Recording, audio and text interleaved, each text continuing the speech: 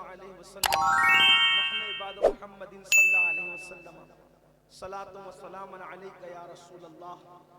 جو جس حالت میں بس سکون سے میری بات سب سن، عوام، خواص، کھڑے ہوئے، بیٹھے ہوئے، مرد، خواتین، سب سن لے، زیادہ نہیں، تھوڑی، جتنی دیر آپ کا شوق ہے بس. نیک لوگوں کو موت آتی ہے، کیسے آتی ہے؟ نیک لوگوں کی. یہ جو ہمارے شاعر لوگ آپ کو جلسے میں کہتے ہیں نا کہ موت آئے گی تو ہم دیکھ لیں گے اور یہ ہوگا، اور یہ سب خود بھی فریب میں ہیں اور آپ کو بھی فریب دے رہے ہیں. حدیث میں جو موت کا تصور ہے وہ الگ ہے. میں حدیث پڑھ رہا ہوں آپ کے سامنے، شاعری نہیں. حدیث کیا ہے سنیں. یقیناً اگر کسی کو تکلیف نہ ہو موت کے وقت، یہ اللہ کا خاص انعام ہے اس پر، ورنہ وہ موت کے وقت تکلیف اللہ اپنے نیک بندوں کو بھی دیتا ہے. گنہگاروں کو اس لیے دیتا ہے کہ ان کے گناہ معاف کرے، اور نیکوں کو موت کے وقت تکلیف اس لیے دیتا ہے تاکہ ان کے درجات بلند کرے. لیکن سب کو تکلیف ہوتی ہے. کتنی تکلیف ہوتی ہے موت کے وقت کی تکلیف تھوڑی تصور کرنا. یہ نیکوں کی بات، ابھی گنہگاروں کا ذکر نہیں، نیکوں کی بات. اور نیکوں میں سب سے بڑا نیک کون؟ جسے صحابی کہتے ہیں. صحابی سے بڑا مرتبہ نبیوں کے بعد کسی کو نہیں ملا. جس کو ہم نے صحابی کہہ دیا، صحابیت منقبتوں کی انتہا کا نام ہے. دنیا میں کوئی نمازی ہو سکتا ہے، حاجی ہو سکتا ہے، غازی ہو سکتا ہے، شہید ہو سکتا ہے، ولی ہو سکتا ہے، قطب ہو سکتا ہے، ابدال ہو سکتا ہے، لیکن کوئی صحابی نہیں ہو سکتا. کیوں؟ اس لیے کہ صحابی وہ ہوتا ہے جو ایمان کی حالت میں مصطفیٰ جان رحمت کا دیدار کرتا ہے، اور اسی ایمان کی حالت میں وہ دنیا سے جاتا ہے. تو صحابی سے بڑا مرتبہ کسی کو نصیب نہیں. ارے نادان، جو نبی کو خواب میں دیکھے اس کی آنکھوں کا کوئی مقابلہ نہیں کر سکتا. جو عالم بیداری میں رسول اللہ کا جلوہ دیکھے اس کے مرتبے اور مقام کی شان کا عالم کیا ہوگا. یہ صحابی ہیں.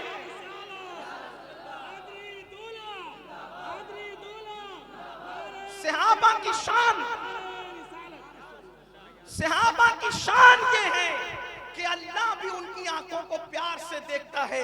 میرے امام کہتے ہیں خدا ان کو کس پیار سے دیکھتا ہے، خدا ان کو کس پیار سے دیکھتا ہے جو آنکھیں ہیں محو لقائے محمد. اللہ اکبر. تو میرے آقا علیہ الصلوۃ والتسلیم کے جو اصحاب ہیں، جو صحابہ ہیں، ان کا مقابلہ دنیا کا کوئی انسان نہیں کر سکتا. نہ عمل میں کر سکتا ہے، نہ تقوی میں کر سکتا ہے، نہ پرہیزگاری میں کر سکتا ہے.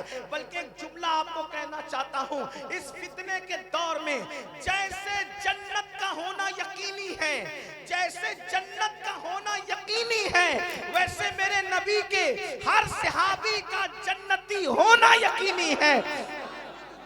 میرے نبی کا ہر صحابی جنتی ہے، میرے آقا کا ہر صحابی جنتی ہے. لیکن آئیے اب ذرا دل کے کانوں سے سنیں. انہی صحابہ میں ایک صحابی ہیں، ان کا نام ہے حضرت سیدنا عمرو ابن عاص رضی اللہ تعالیٰ عنہ. یہ عمرو ابن عاص کون ہے؟ اللہ اکبر. صحابہ کی کائنات میں سیاست دانوں میں بہت بڑے سیاست داں تھے. حضرت سیدنا عمرو ابن عاص رضی اللہ تعالیٰ عنہ. اللہ اللہ، عمرو ابن عاص کون ہے؟ اللہ اکبر.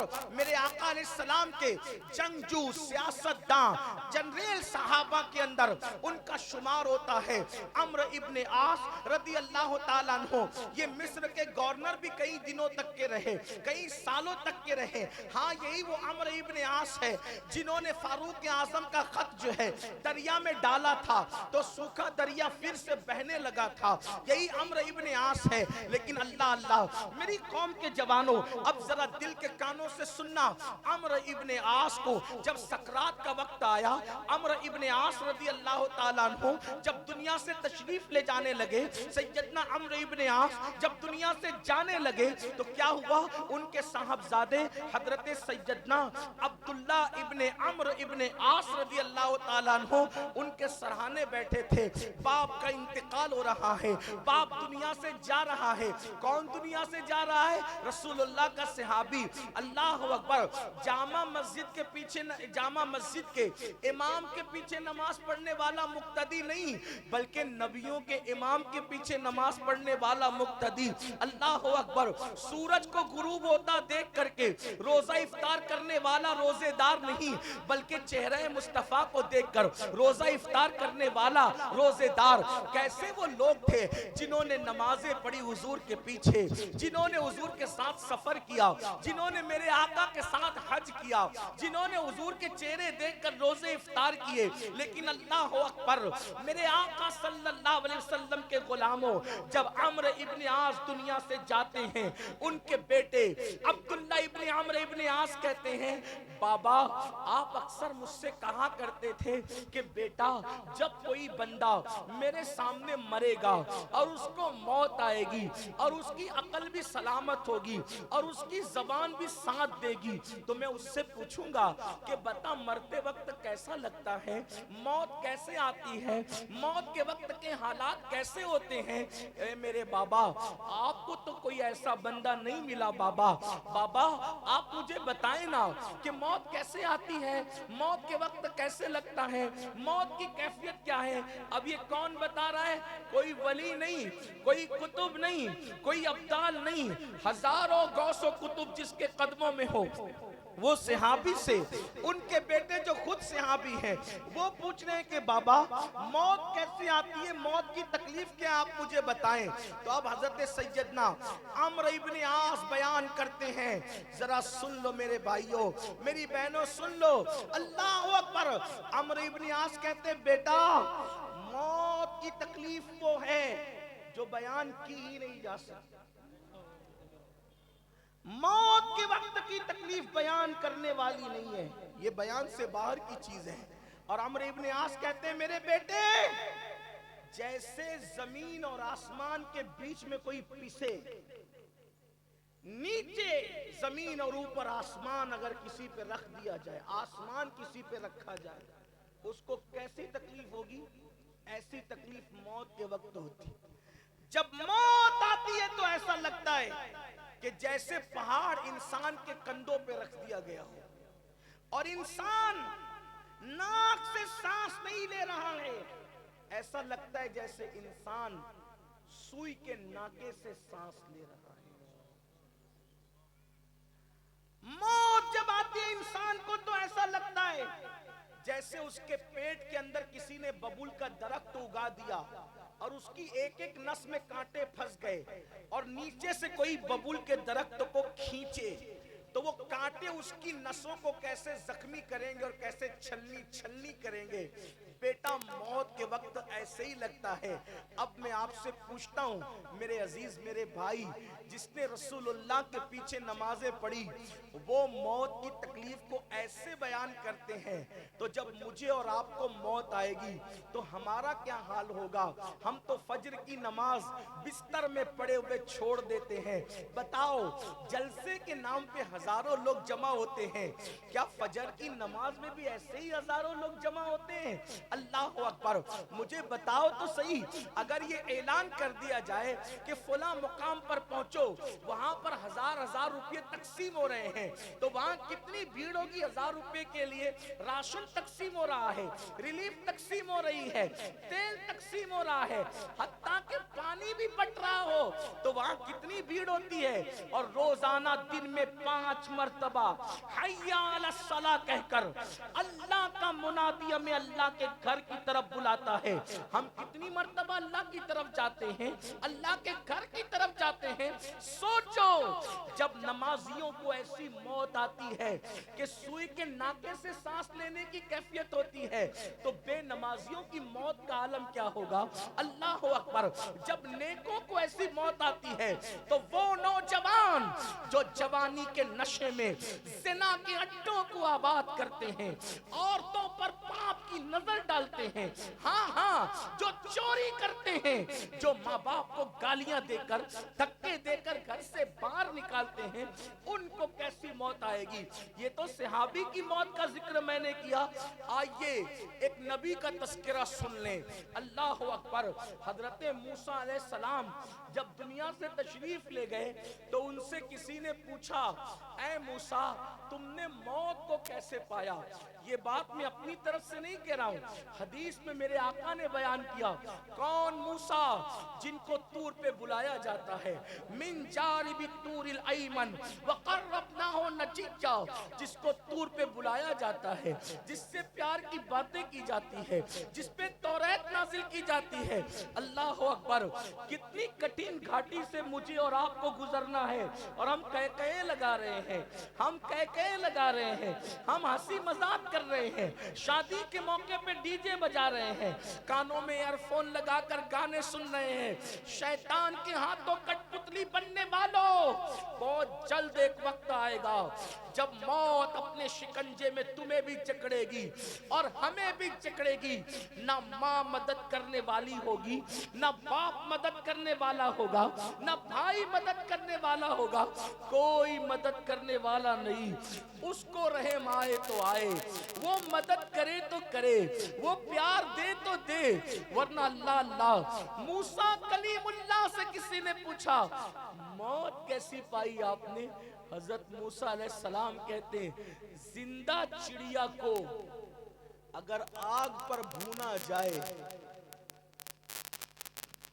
زندہ چڑیا کو, میں اپنی بہنوں کی بھی توجہ چاہتا ہوں, جو میری بہنیں آج پردے سے نفرت کرتی ہے, سیریل دیکھتے ہوئے ان کا وقت گزرتا ہے, رمضان شریف میں ان کو روزہ رکھنے کی توفیق نہیں, رمضان المبارک میں عورتوں کو تراویح کے نام سے بھی ناواقفیت ہے, عورتیں نہ تراویح پڑھے, نہ فجر پڑھے, کوئی عبادت نہ کرے.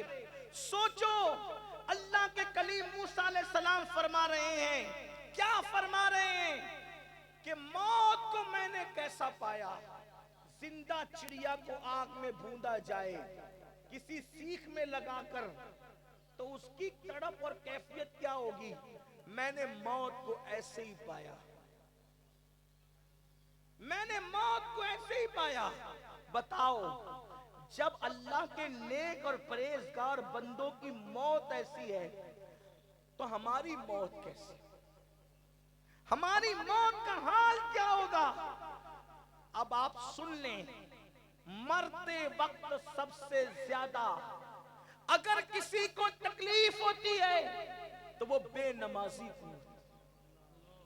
بے نمازی جب مرتا ہے تو اللہ اس پر اتنی پیاس مسلط کرتا ہے, بے نمازی کو مرتے وقت اتنی پیاس لگتی ہے کہ اگر 7 سمندروں کا پانی اس کے منہ میں انڈیل دیا جائے تو بھی اس کی پیاس کو کوئی بجھا نہیں سکتا. بے نمازی تڑپتا ہے پیاس سے, لیکن فرشتے اس کے ہاتھوں کو باندھ دیتے ہیں, وہ چلانے کی کوشش کرتا ہے, اس کی آواز چھین لی جاتی ہے, وہ پیروں کو سمیٹنے کی کوشش کرتا ہے, اس کے پیر فرشتے باندھ دیتے ہیں. ہاں یہ تکلیف ہے. آپ جانتے ہیں حدیث پاک میں آتا ہے, قیامت کے دن ہزاروں سال کے بعد لوگ اپنی قبروں سے اٹھیں گے, تو قبر سے اٹھنے کے بعد بھی ان کو موت کے وقت جو تکلیف ہوئی تھی اس کا درد وہ محسوس کریں گے, اس کی تکلیف وہ محسوس محسوس کریں گے. یہ ہے موت کی تکلیف. اللہ اکبر. بتاؤ اس کے لیے ہم نے کچھ تیاری کی؟ بیٹے کی شادی کے لیے تو تیاری کر رہے ہیں, بیٹی کی شادی کے لیے تو تیاری کر رہے ہیں, ہم سب کے لیے تیاری کر رہے ہیں. کبھی اپنی موت کے لیے بھی تیاری کی؟ آپ مجھے بتاؤ, بیٹی کی شادی ہم دیکھیں گے اس کی کوئی گارنٹی ہے؟ بیٹے کی شادی دیکھیں گے اس کی کوئی گارنٹی ہے؟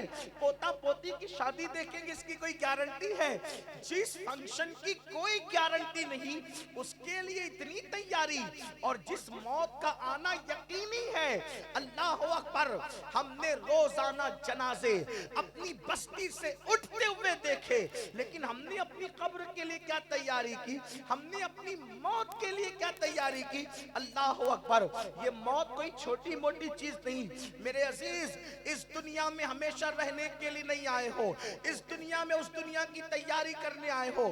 خدا کے لیے جلدی جلدی تیاری کر لو موت کی, تاکہ سکون سے مر سکو, دنیا سے چین سے جا سکو, دنیا سے اطمینان سے جا سکو.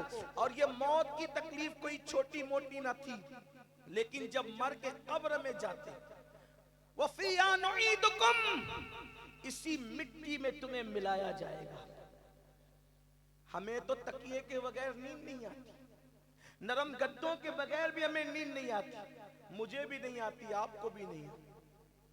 ہم لوگ تو دنیا کے اس قدر دل ڈالے ہوئے, ایک دن اگر پیٹ کے نیچے تکیہ نہ ہو تو اچھی نیند نہیں آئے. لیکن وہ قبر کا کبھی سوچا؟ میرا جوان نرم نرم گدوں پہ لیٹ کر راتوں میں کیا کیا دیکھتا ہے. تو اپنی جوانی پہ رحم کر. آج تجھے کوئی روکنے والا نہیں, لیکن ایک دن قبر کی رات ہے, قبر کی پہلی رات, قبر کی پہلی رات. نرم گدوں پہ لیٹ کر جرائم کرنے والوں, ایک وقت آئے گا قبر کی پہلی رات. قبر کی پہلی رات بڑی بھیانک ہے.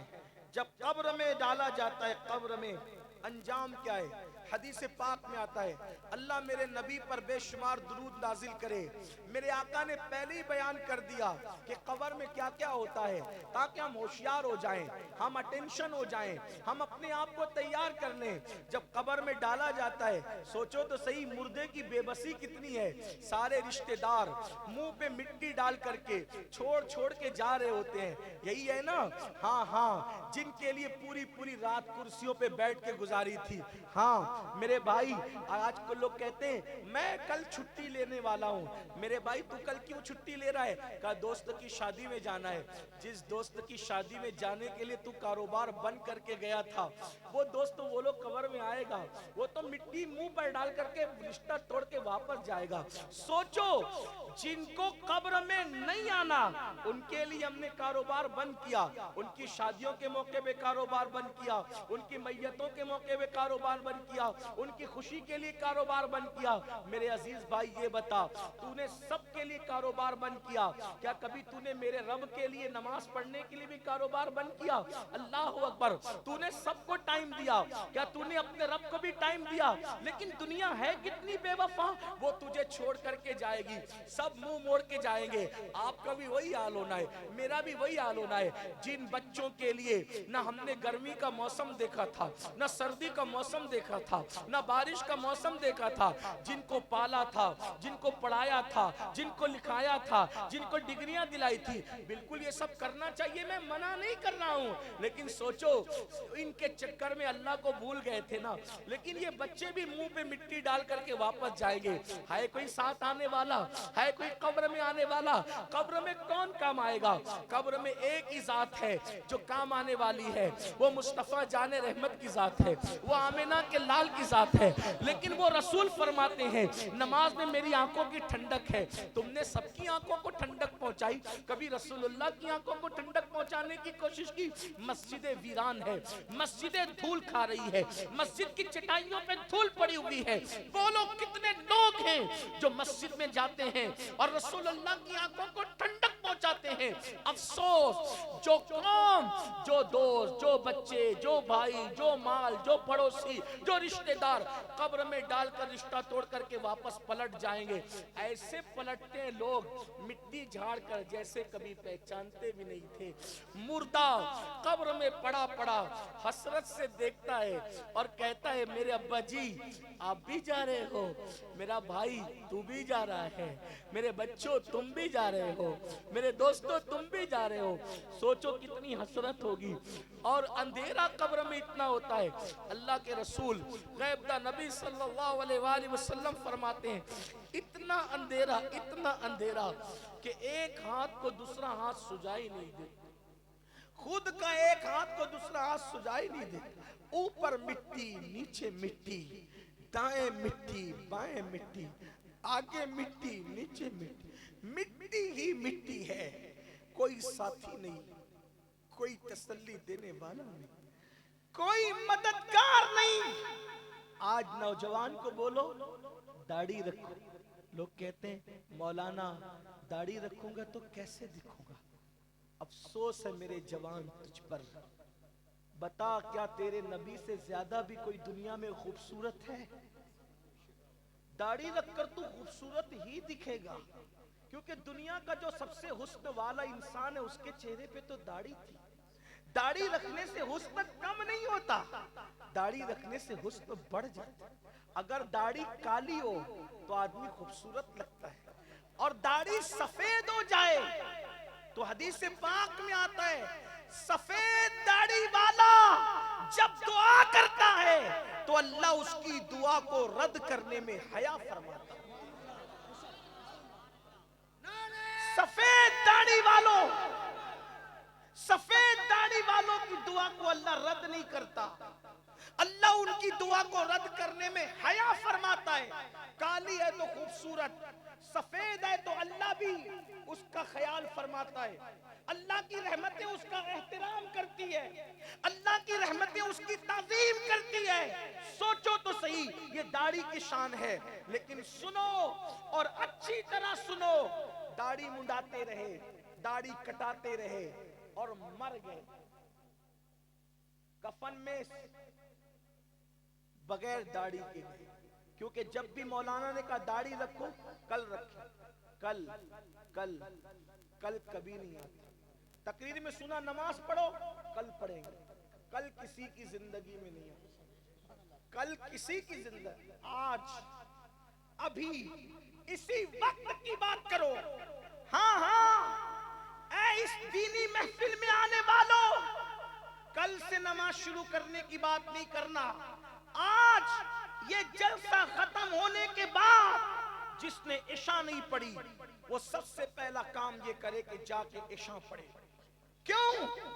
کیونکہ اللہ کے رسول صلی اللہ علیہ وآلہ وسلم نے فرمایا جس نے جان بوجھ کر نماز چھوڑ دی میں محمد اس سے بیزاری کا اعلان کرتا ہوں. آقا فرماتے میں اس سے بیزار ہوں، قیامت کے دن اس کے ساتھ میرا کوئی وعدہ نہیں ہے. بے نمازی کو کہیں ٹھکانہ نہیں. اگر یہ سوچتے ہو نا کہ نماز چھوڑو گے پھر بھی میں قادری ہوں، غوث پاک کے سلسلے میں مرید ہوں، غوث پاک جنت میں لے جائیں گے، برکاتی ہوں، صاحب البرکات کا مرید ہوں، مجھے لے جائیں گے صاحب البرکات جنت میں، مداری ہوں، مدار پاک کا مرید ہوں، وہ مجھے لے جائیں گے جنت میں، چشتی ہوں، غریب نواز کا مرید ہوں. یاد رکھنا یہ سارے خیالی پلاؤ پکاتے رہو. میرے آقا نے فرمایا من ترک الصلاۃ متعمدا فقد کفر، جس نے جان بوجھ کے نماز چھوڑ دی اس نے کفر کیا.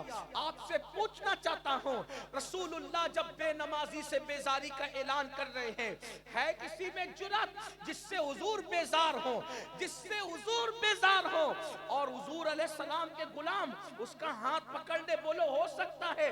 میں ایک مثال کے ذریعے پوچھنا چاہتا ہوں، ملانے کے لیے صرف سمجھانے کے لیے کہنا چاہتا ہوں. جس کو گھر کے مالک نے گھر